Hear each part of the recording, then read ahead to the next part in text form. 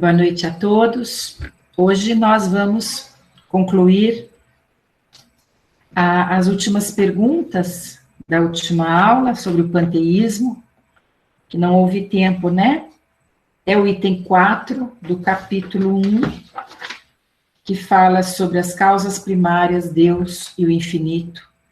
E faltou a última parte, que é uma parte que nós já falamos um pouquinho na introdução, sobre o panteísmo. Então, Kardec faz a pergunta, né, à espiritualidade, através dos seus grupos de médiums, se Deus é um ser distinto, ou seria, segundo a opinião de alguns, resultado de todas as forças e de todas as inteligências do universo resumidas. Essa pergunta lembra para nós o que nós estudamos na introdução. Na ideia do panteísmo, pan, o que significa pan? Todo, né? Todo. Então, Deus no todo. Ou seja, tudo, Deus não seria um pai criador, mas Deus seria a união de todas as forças, de todas as manifestações, e ao nosso deslocamento à vida espiritual, nós voltaríamos a esse pai criador já como não um ser individual, mas um ser coletivo, uma energia coletiva. Nós, kardecistas, acreditamos num Pai Criador, gerador de luz, de emanações de criação, onde nós somos filhos deste Pai. E aí os espíritos respondem: se assim fosse, Deus não existiria, porque seria efeito e não causa. Ele não pode ser ao mesmo tempo uma coisa e outra. Ou seja, Deus não poderia ser o criador e o criado, a obra, né? Deus, nós temos uma parte deste Pai, nós trazemos a centelha divina dentro de nós, mas nós não somos deuses. Nós somos frutos, obras do Pai. E nós vamos estudar isso agora em seguida, quando nós falamos da matéria e do espírito, que é a aula de hoje, onde nós vamos entender um pouquinho essa união do espírito e da matéria. Vamos entender um pouquinho hoje o que representa essa formação material, e depois nós vamos estudar na próxima aula, se der tempo, de acabar hoje essa parte, nós iremos estudar sobre os planetas habitados, não habitados, os diversos mundos criados por Deus, o que nós kardecistas entendemos por estes milhares de planetas ao nosso lado, quem os habita e como eles estão se desenvolvendo junto a nós, né, aqui na Terra.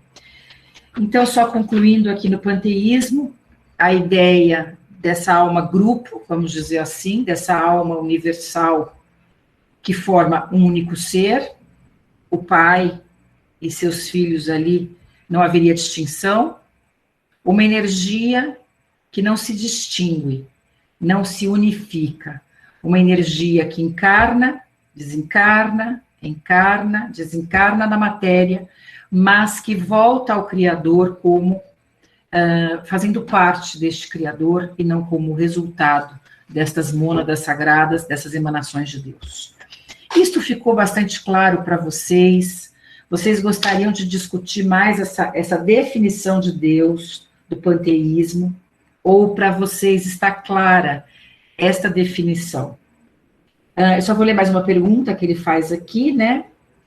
Deus existe, não o podeis duvidar, e isto é essencial. Acreditai no que vos digo, e não quereis ir além. Não vos percais num labirinto, de onde não podereis sair. Isso não vos tornaria melhores, mas talvez um pouco mais orgulhosos, porque acreditaríeis saber, quando, na realidade, não saberíeis. Deixai, pois, de lado todos esses sistemas, tendes que vos desembaraçar de muitas coisas que vos tocam mais diretamente. Isso vos seria mais útil do que querer penetrar no impenetrável. Que pensar da opinião segundo o qual todos os corpos da natureza, todos os seres, todos os globos do universo seriam partes da divindade e constituiriam pelo seu conjunto a própria divindade. Ou seja, que pensar da doutrina panteísta. Não podendo ser Deus, o homem quer pelo menos ser uma parte de Deus. Então, o que diz Kardec sobre a explicação dos espíritos? Que quando nós acreditamos no panteísmo, nós também nos sentimos deuses criadores, porque fazemos parte desta criação. E nós não temos este poder, nós não somos criadores ainda. Talvez num estágio de evolução muito maior, sejamos criadores. Hoje nós somos reprodutores aqui na vida material. Nós criamos pensamentos, criamos energias, mas nós não criamos entidades, aglomerações materiais. Nós não conseguimos construir aquilo que o Pai criou para nós, espírito e matéria, que é a aula de hoje. Essa parte eu acho que está clara, né, do panteísmo. E eu gostaria de saber se alguém tem alguma dúvida para a gente passar para a aula de hoje. Se quiserem fazer a pergunta aqui, eu posso responder antes da gente mudar de assunto.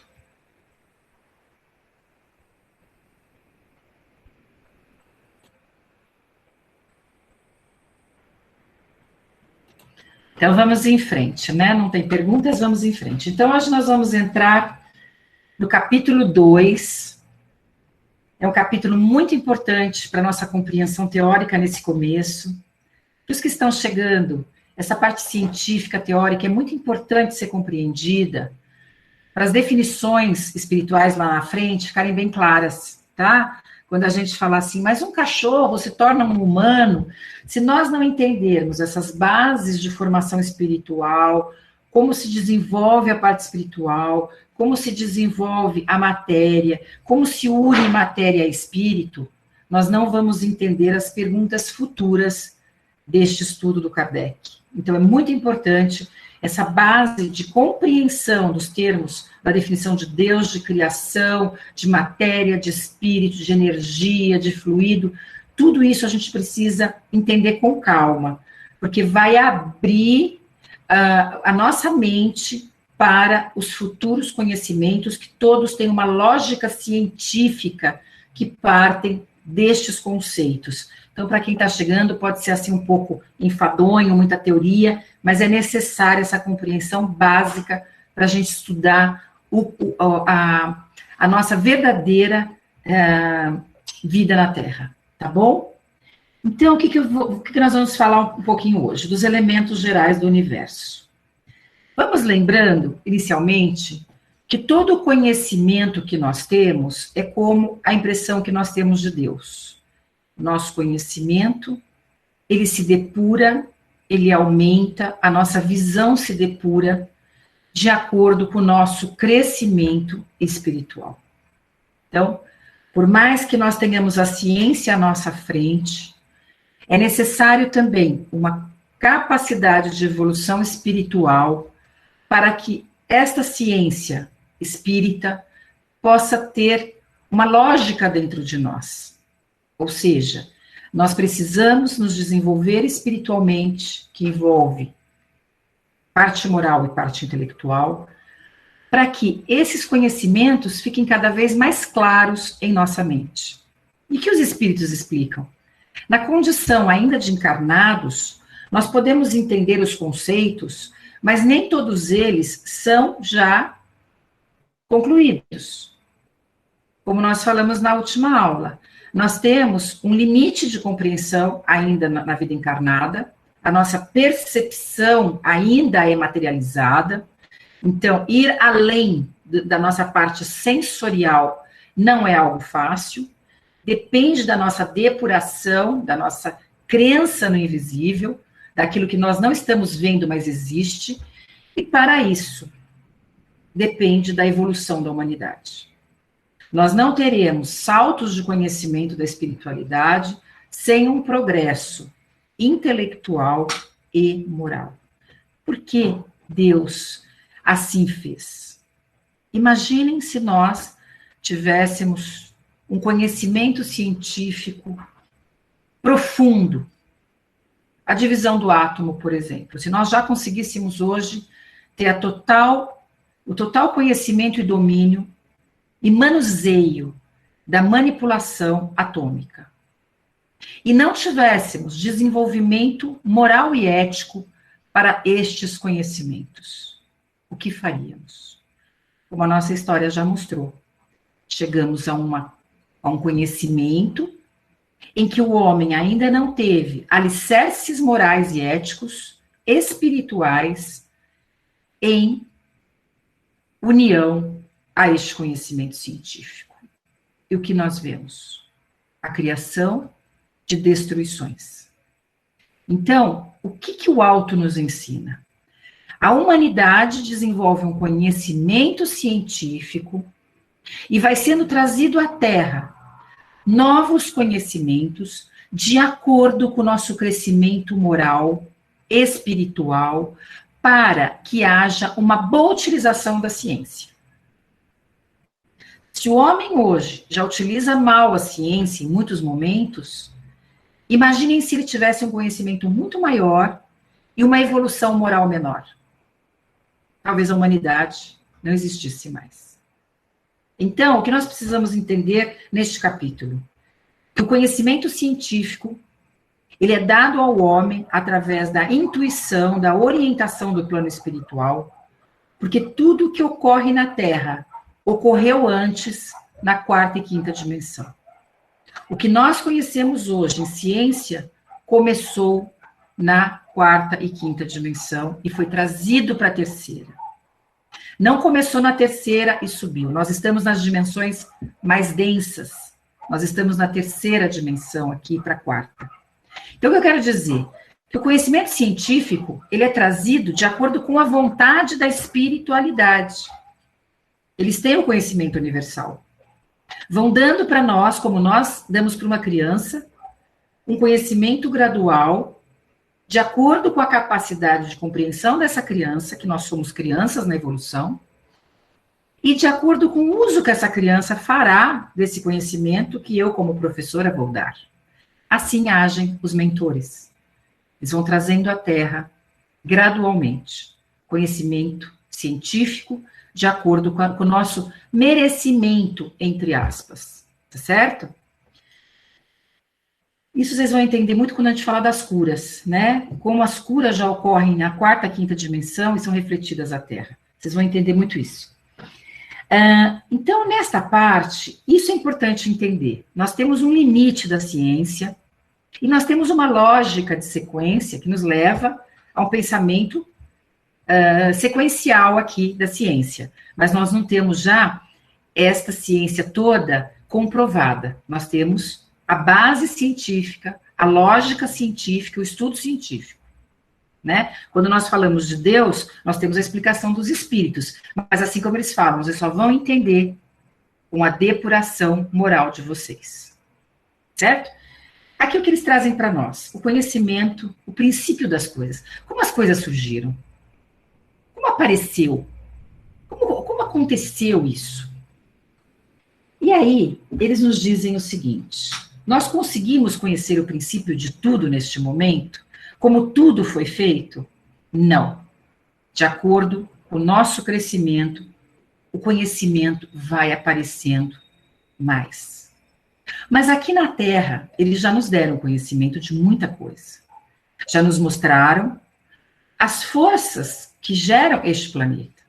Os espíritos já trouxeram para nós o que precisamos saber para nós agora. Porque às vezes a gente quer estudar o que aconteceu em Plutão, mas nós não temos o conhecimento científico da Terra. Então isso é importante para nós, que estamos aqui na Terra, conhecer um pouco as ciências, daquilo que nos entorna, porque os conhecimentos maiores vão ficar mais fáceis. Por isso que o curso começa, antes de falarmos de desencarne, de fluidos, de curas, de vida verdadeira espiritual, a gente precisa entender esses elementos, tá certo?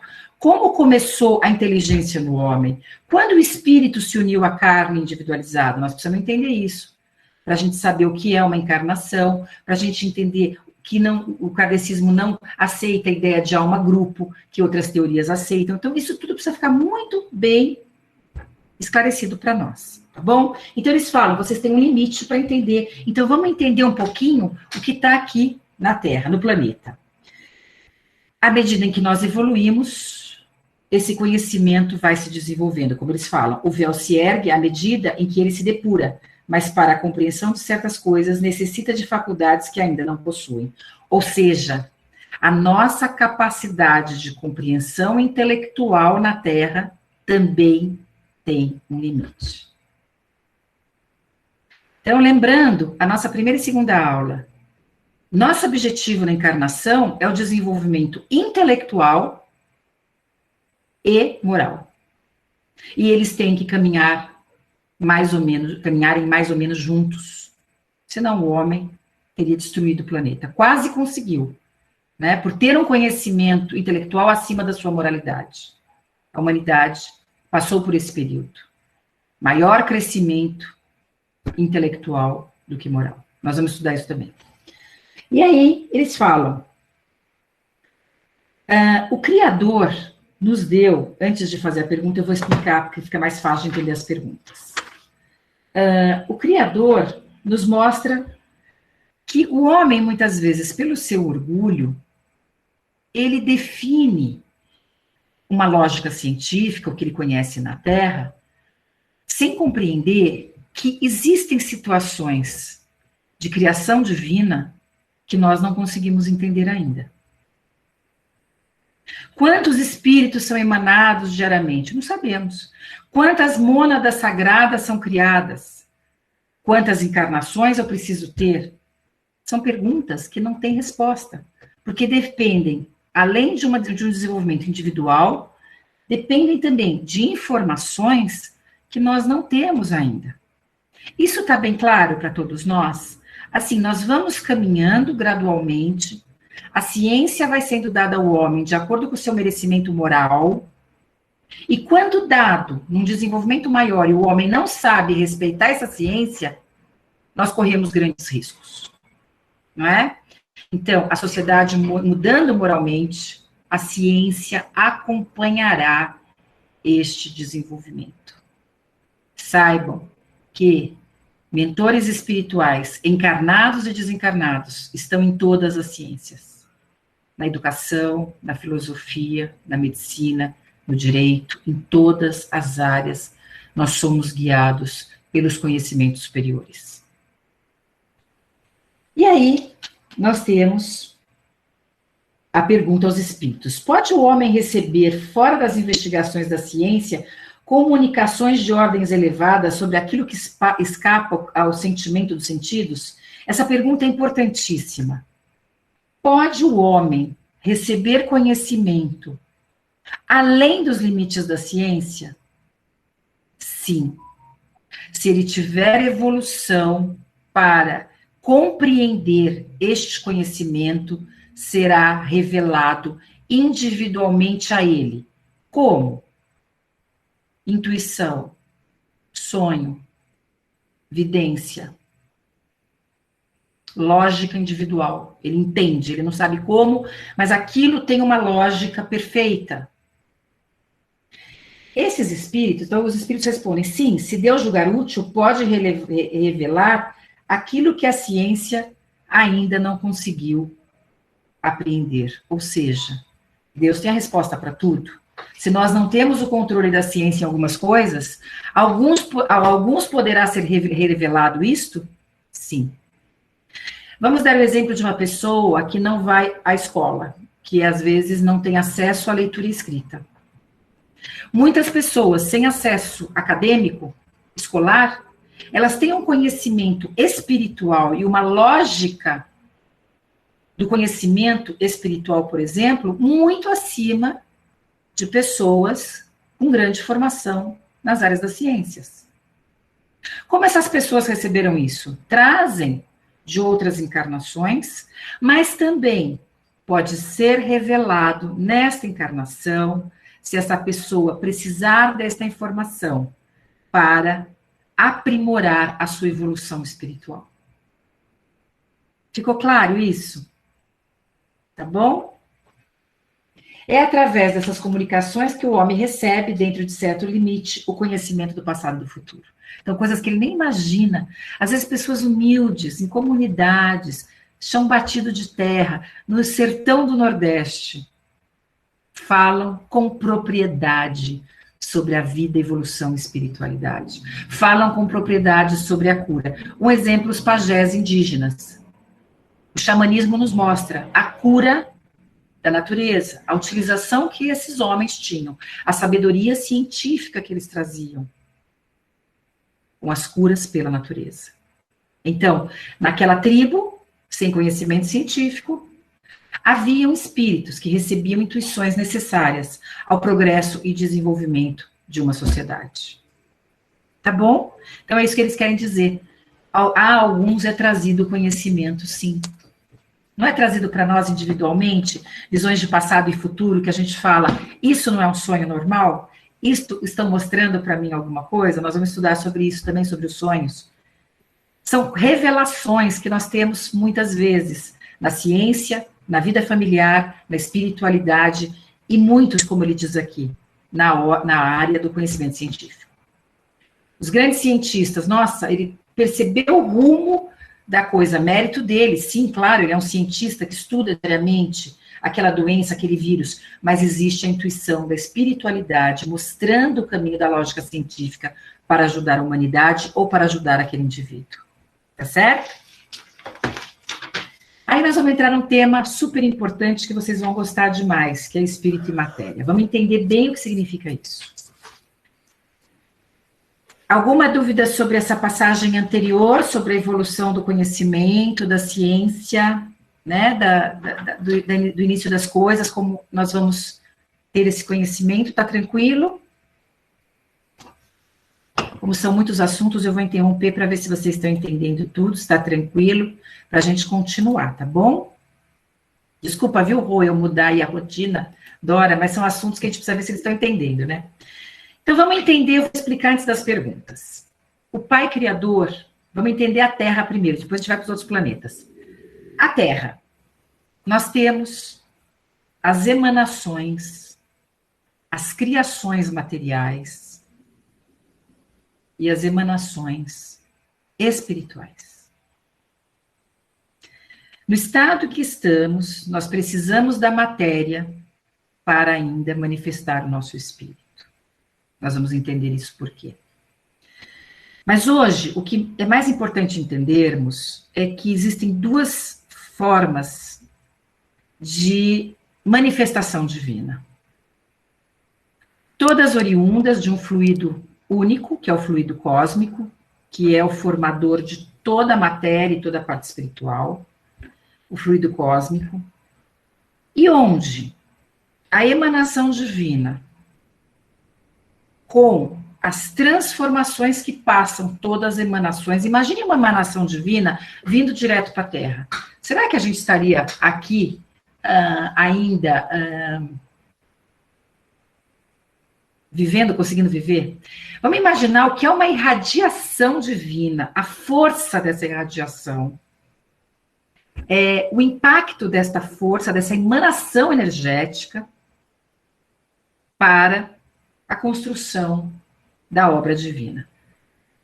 Toda emanação passa por transformações, sejam espirituais, sejam materiais. Na parte material, que a gente entende, na organização da matéria, e a matéria para nós encarnados é o que nós vemos, mas nós precisamos entender que matéria não é só o que nós vemos, aí os químicos podem ajudar também, os físicos. Matéria não é só o que nós vemos. Nós achamos que matéria é a mesa, o computador que nós estamos aqui. Não é vocês, eu sempre achei que era assim, né? Depois que eu estudei que eu vi que não era, mas eu sempre achei que era assim. Então eu achava que matéria era o que nós conseguimos ouvir, né? Ter som, visualizar, sentir. Esta matéria mais densa, que nós estamos visualizando na terceira dimensão, ela passa por uma série de transformações oriundas das transformações moleculares, que isso a química nos explica. Então, não é difícil entender, hoje, na Terra, como Deus já nos deu esse ensinamento, a espiritualidade já nos mostrou, a ciência já nos mostrou, nós conseguimos saber como surgiu a matéria aqui na Terra, né? Como ela começou, as alterações moleculares, as substâncias modificadas pela fusão, modificadas pela temperatura, modificadas por uma série de coisas, nós vemos as transformações e a construção de matérias. Isto é tranquilo para nós. Mas a espiritualidade nos fala que não há espaço vazio. Então, tudo que nos cerca não está vazio, está preenchido. E até este ar que nos envolve, ele tem moléculas que ocupam espaço. É uma forma de matéria. Nós enxergamos? Não. Mas existe matéria que nós não estamos vendo. Certo?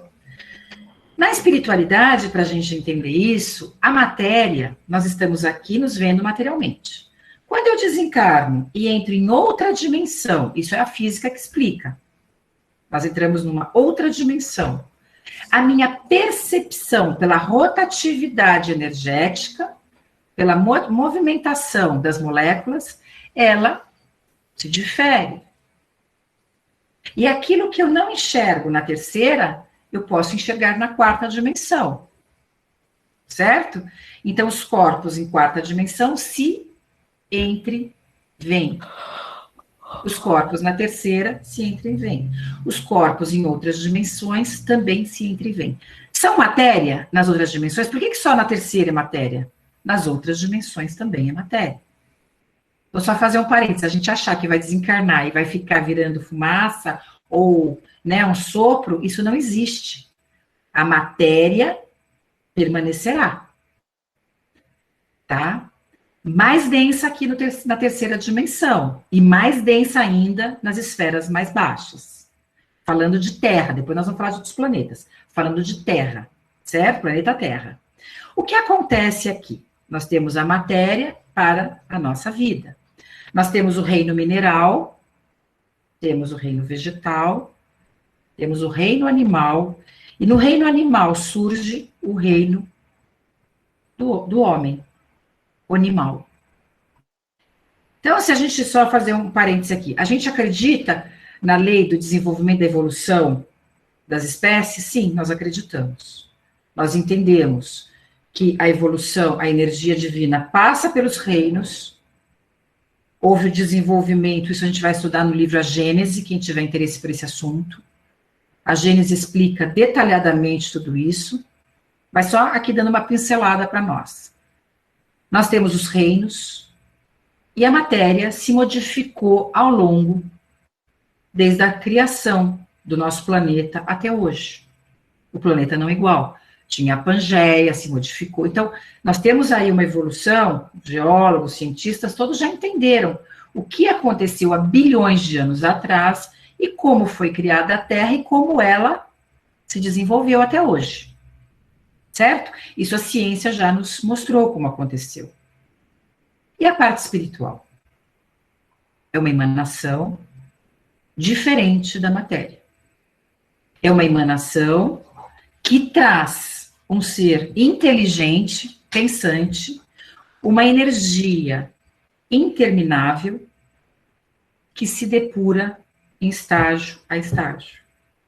Essa depuração, essa emanação, ela começa no reino mineral, passa pelo reino vegetal, passa ao reino animal, até se individualizar a raça humana. Então, essa emanação espiritual, não é que a planta ou o mineral tem espírito, eles têm energia espiritual, é diferente. Então, se a gente pensar uma pedra tem energia, uma planta tem energia espiritual, não individual, mas no todo. A formação, os arquétipos espirituais passam pelos reinos e se individualizam no homem, unindo a este homem a razão, a inteligência para o livre arbítrio. Porque o homem é o único ser na Terra que tem livre arbítrio. Ou seja, ele escolhe o seu caminho, ele toma suas decisões. Os animais fazem isso por instinto. Eles fogem por instinto, eles atacam por instinto, eles se ligam. Os animais domésticos já é uma evolução maior do que os selvagens, porque eles já se ligam a uma energia mais familiar, doméstica, com carinho humano. Então, vejam, desde as algas, que foram os primeiros seres vivos aquáticos, a gente vê que a energia espiritual passou por todos esses reinos e se unifica no indivíduo. Então, a gente tem aqui duas criações divinas, duas obras divinas, a material e a espiritual. Elas se unem. Elas se unem para a evolução do espírito. E cada planeta traz características específicas para a morada deste espírito no planeta. Isso a gente vai estudar um pouquinho mais para frente. Como funciona cada planeta. Então, na Terra, o que nós precisamos entender? Que Pai criou a emanação, emanou um raio de luz, um raio de amor, uma força divina, que passa por arquétipos de transformação até chegar à Terra, mudanças energéticas para chegar até a Terra, passa pelo mineral, passa pelo vegetal, passa pelo animal. Deixa eu só fazer uma explicação para quando a gente fala do animal para o homem, a gente entender essa evolução. No desenvolvimento dos macacos, houve um determinado momento que houve uma divisão da espécie. Eu não sei exatamente os nomes, mas houve uma linhagem de macacos que continuou ali, na sua inteligência muito exacerbada, mas uma inteligência mais esquematizada, mais organizada, né? E uma linhagem que se desenvolveu mais, e ali deu início ao desenvolvimento da espécie humana. Então, não foram todos os primatas que se desenvolveram a espécie humana. Uma linhagem mais desenvolvida deu origem à espécie humana. Então, nós não acreditamos em Adão e Eva, nós não acreditamos num homem já criado pronto, nós acreditamos num processo de evolução biológico, num processo de evolução gradual da matéria e do espírito. Que corpo poderia abraçar este espírito? Um corpo com processo cerebral mais desenvolvido. E aí o pai utiliza uma linhagem mais desenvolvida de primatas. Tá certo? Então, hoje, a gente vai falar, então, era uma pergunta que eu tinha, por isso que eu falo para vocês. Então, todos os primatas vão chegar um dia a serem... Não, foi uma linhagem que se desenvolveu mais para trazer a espécie humana. Tá certo? Então, esta é a nossa criação, e é importante a gente entender isso, para a gente não acreditar nessa questão de alma gêmea ou alma. Nós temos uma individualidade. Esses grupos que se formam de ligação espiritual, nós vamos estudar aqui no livro, mais para frente, eu vou me antecipando sempre, tenho uma ansiedade, eu vou falando, mas nós vamos estudar mais detalhadamente os espíritos afinizados, os espíritos familiares, que não é espírito de alma gêmea. Alma gêmea é um termo usado, muito usado, mas no espiritismo não tem isso para nós. Nós somos únicos e individuais. Quando nós entramos na espécie humana, não há mais, vamos dizer, uma energia mais grosseira. É uma energia que se individualiza, recebendo um cérebro que pode manifestar esse ser pensante. Para ter o quê? Livre-arbítrio. E por que livre-arbítrio? Como nós já falamos na outra aula, para sermos únicos e merecedores da nossa conquista de evolução. Senão seríamos panteístas. Todo mundo volta a ser Deus, todo mundo igual, não tem mérito individual, não tem crescimento individual, todo mundo são pequenos deuses, e aí cada um tem o seu desenvolvimento. Não. Os espíritos nos mostram que nós recebemos um cérebro que não pensa, manifesta o pensamento do espírito. Desculpa, não é que ele não pensa. Ele manifesta um pensamento que origina-se do espírito. Quando desencarnamos, fica a matéria, permanece o espírito na jornada espiritual. Desencarne, encarne, desencarne, encarne, desencarne, encarne. Deu para entender esse processo de união matéria e espírito? Eu vou fazer as perguntas aí, vamos ver se vai ficar mais claro, porque se a gente vai direto da pergunta, a gente não entende nada. Eu também, pelo menos não entendi. A matéria existe desde toda a eternidade como Deus ou foi criada por ele num certo momento? Só Deus sabe. Ou seja, está dizendo, se a matéria foi criada antes de Deus, impossível. Se Deus é o Criador, né?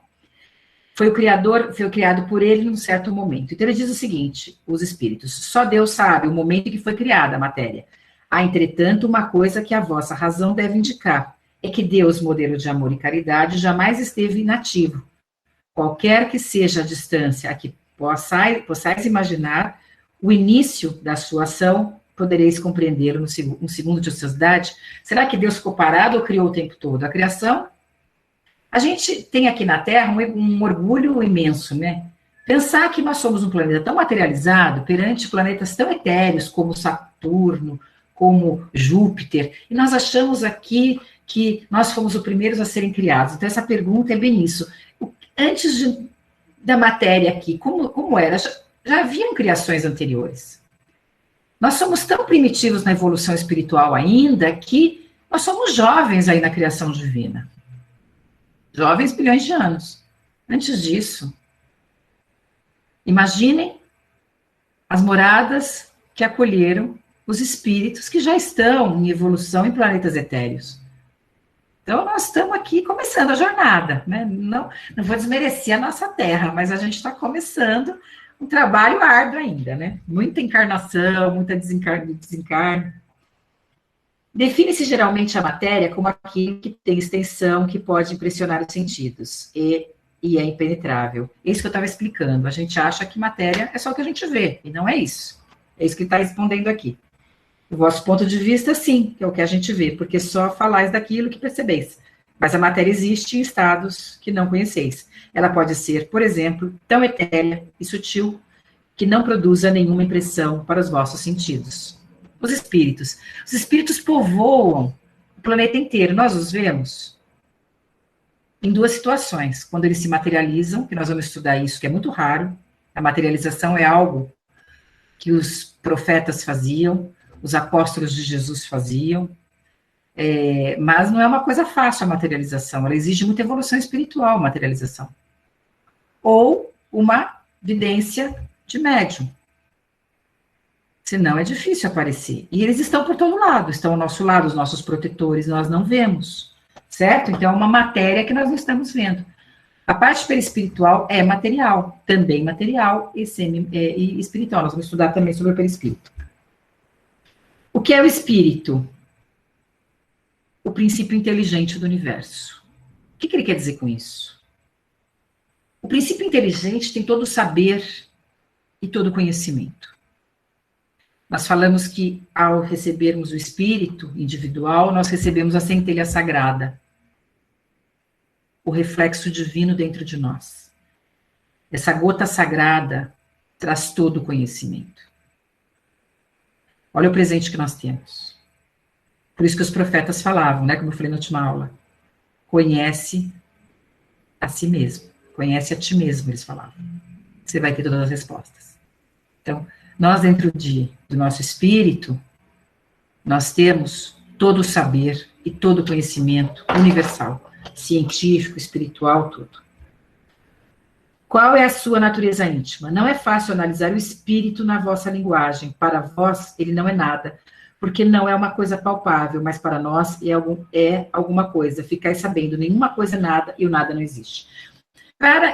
Pensando que esse livro foi escrito em 1857, a gente tem que ver que o linguajar era de um momento em que ninguém acreditava em espírito. Então, quando ele fala, vocês não acreditam, vocês não sabem, foi há um tempo escrito em que nós realmente não aceitávamos o espírito. Morria, o corpo estava lá, muitas cerimônias ao corpo, porque ali existia alguém, e agora, com essa percepção da espiritualidade, nós entendemos que ali é uma matéria, que nós respeitamos, mas o ser que nós amamos não está ali. Ele existe. É um ser espiritual para nós, material na dimensão em que ele vive. Tá certo isso? Tá fácil? Tá tranquilo? O espírito é sinônimo de inteligência? Veja bem, isso é muito importante a gente entender. Nós temos um espírito. Nós recebemos o conhecimento universal, na centelha sagrada. O espírito é um ser pensante. E a inteligência se desenvolve num ser pensante. Nós não recebemos a inteligência de graça, nós temos que desenvolvê-la. Através do estudo, através das reencarnações, através dos sofrimentos que passamos, através do convívio com o semelhante. Então, vamos entender bem isto. Dentro de nós temos todo o saber. Ele está fechado como um casulo, para que cada encarnação vá abrindo um pouquinho este saber. Dependendo de quê? Do esforço próprio do nosso ser pensante, individual. Ficou claro isso? Deu para entender o que é o espírito perfeito, o que é a centelha, o que é o ser pensante, o que é o cérebro? O cérebro é só uma manifestação desse ser pensante. E a inteligência é desenvolvida por cada um de nós. Quando a gente fala em inteligência, não é o saber letrado, é a inteligência espiritual que nós vamos acumulando no nosso espírito e que numa determinada encarnação eu posso nascer analfabeta para desenvolver, por exemplo, a minha humildade, a minha caridade. Mas o que eu já trouxe das outras encarnações não será perdido nunca. Está chipado aqui, está registrado no meu perispírito. Tá certo? Então, para quem está chegando, esses conceitos são muito importantes para a gente entender essa formação, o que cada um de nós é. Nós temos a centelha sagrada, que é todo saber, nós somos espíritos pensantes, manifestados através de um cérebro, que tem limitações. Tá certo? Qual é a carga deste planeta? A matéria. Ai, mas eu não quero morrer de jeito nenhum. Os orientais já descobriram o grande valor da vida espiritual. Nós ainda não. Nós temos pavor. Não deveríamos, porque é na vida espiritual que esta centelha tem um corpinho mais leve, né? Porque ela não tem a matéria. E o cérebro, que nós chamamos desta máquina maravilhosa, porque é um limitador do nosso ser espiritual. Deu para entender isso? Tá tranquilo até agora? Essas coisas são difíceis da gente entender. Se não estou entendendo, vão falando que a gente vai voltando.